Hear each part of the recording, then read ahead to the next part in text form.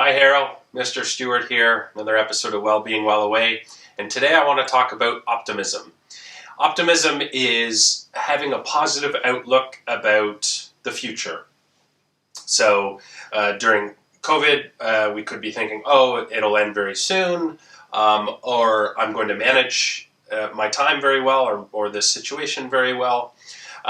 And then the opposite of optimism is pessimism, and that's, oh, this is never going to end, and I'm not going to deal with this well, and that sort of thing.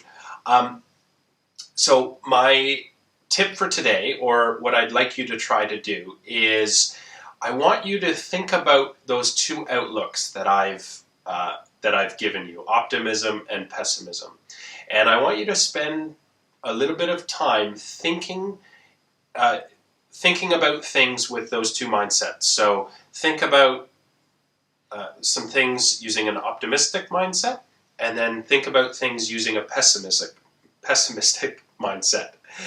And I want you to connect with the feelings that you get after thinking about those two things separately. So spend maybe a minute on one and a minute on the other, and then think about the feelings that you get from each.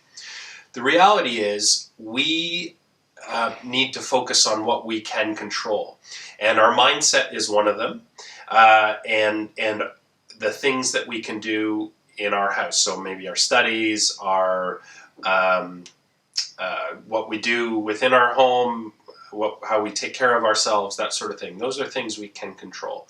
It's very hard for us to control what's happening in the world with the virus. There are some scientists working on vaccines and that sort of thing, and those are really positive, and those are optimistic things that we can think about. But the important thing to do is, and this is my well-being tip, is to control what you can and use an optimistic mindset if that puts you in a more positive headspace. We sometimes get ourselves going down a road of being negative or being pessimistic, and that sometimes isn't very helpful unless it spurs us on to take action, in which case that's fine. If it's useful or helpful, go for it.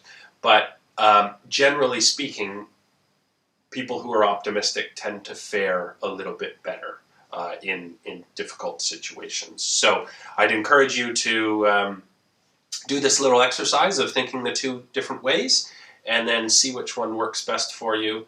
And hopefully that is helpful and moves you in a more positive direction. That's it from me. Take care. Stay well.